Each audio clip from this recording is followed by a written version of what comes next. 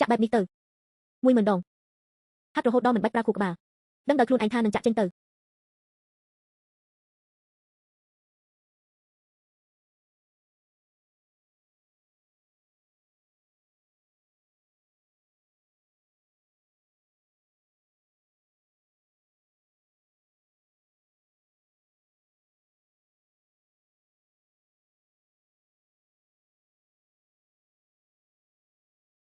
អរគុណលោកស្រី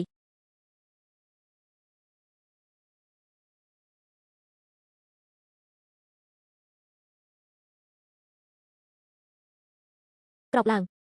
សត្រូវកំពុងមកសំឡេងស្គរគឺចង្វាក់បេះដូងរបស់ពួកអ្នកកុំឈប់វាយស្គរពួកអ្នកក៏មិនអាចឈប់បានដែរ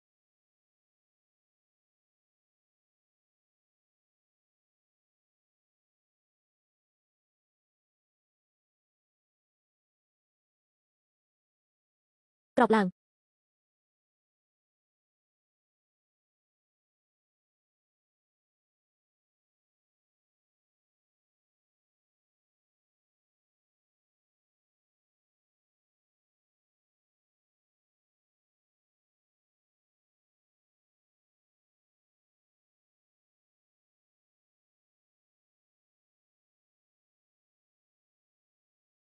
អ្នកមិនបានដេក3ថ្ងៃហើយដេកមិនលក់មែនទេក្បាច់សិនហ្វាយ៉ាងនៅមានចន្លោះប្រហោងចំណុចខ្សោយ3ដែលអ្នកទើបតែដោះស្រាយបានលើកមុនខ្ញុំទើបតែបំពេញបានពីទេអ្នកមើលដៃរបស់អ្នកទៅមិនអីទេខ្ញុំសាំហើយបើបន្តបែបនេះទៅសង្គ្រាមមិនទាន់ចាប់ផ្ដើមផងអ្នកនឹងដួលមុនគេខ្ញុំដួលមិនអីទេពួកគេដួលមិនបានទេមនុស្ស3000នាក់គឺជារឿងដែលត្រូវបារម្ភ3000យ៉ាងខ្ញុំត្រូវតែនាំពួកគេឲ្យរស់ត្រឡប់ទៅវិញហាត់ទាហានឲ្យច្រើនស្រក់ញើសឲ្យច្រើននៅលើស្មរភូមិនឹងស្រក់ឈាមតិចទៅឥឡូវហត់បន្តិចដើម្បីឲ្យពួកគេបានត្រឡប់ទៅផ្ទះញ៉ាំស៊ុបដែលក្រុមគ្រួសារធ្វើឲ្យនៅថ្ងៃមុខ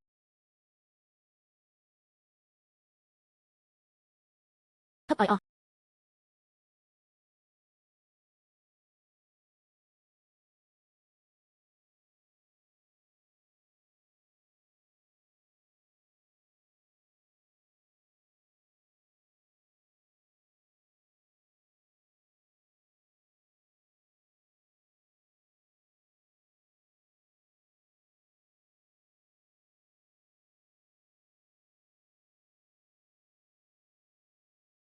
មួយខែ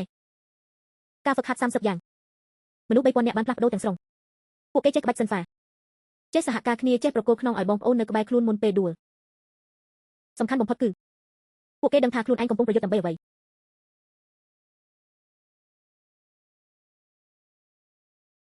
ផ្សែងសង្គ្រាមនៅឡុងសានបានឆាប់ឆេះពួកចៅសមុទ្រមកឈ្លានពានម្ដងទៀតយើងរងចាំថ្ងៃនេះយូរណាស់ហើយរយៈពេល2ខែឡអីចឹងឲ្យពួកចៅសមុទ្របានឃើញថាអ្វីទៅដែលហៅថាកងទ័ពជាចេញច្បាំង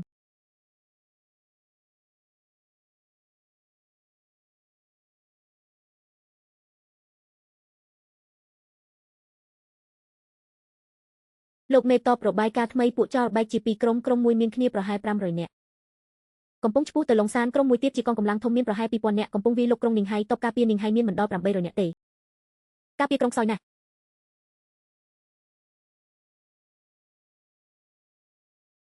ឡុងសានមានកំពែងការពារតែនីងហៃគ្មានទេនេះជាឧបាយយកលបួងខ្លាចេញពីភ្នំបញ្ជាចុះគោលដៅគឺនីងហៃ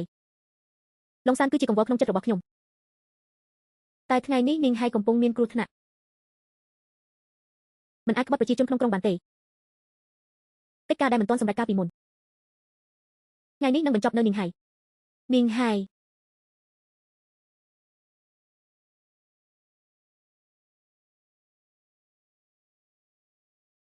តបការពារ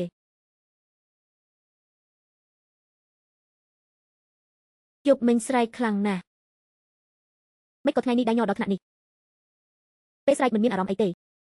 តើទៅដើរមកកាន់តែគិតកាន់តែមានអារម្មណ៍ថាចុះបើចាក់មិនត្រូវ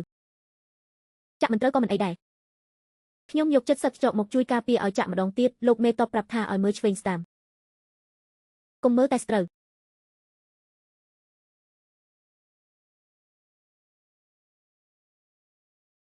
ឡុងសានថ្ងៃណាមួយខ្ញុំនឹងត្រឡប់ទៅវិញតែមិនមែនថ្ងៃនេះទេ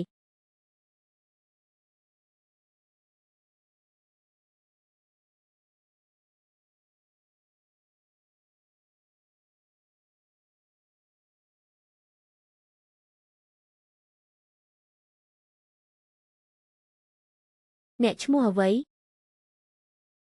វាងឡាយឈួនអ្នកធ្លាប់នៅឡុងសានមែនទេ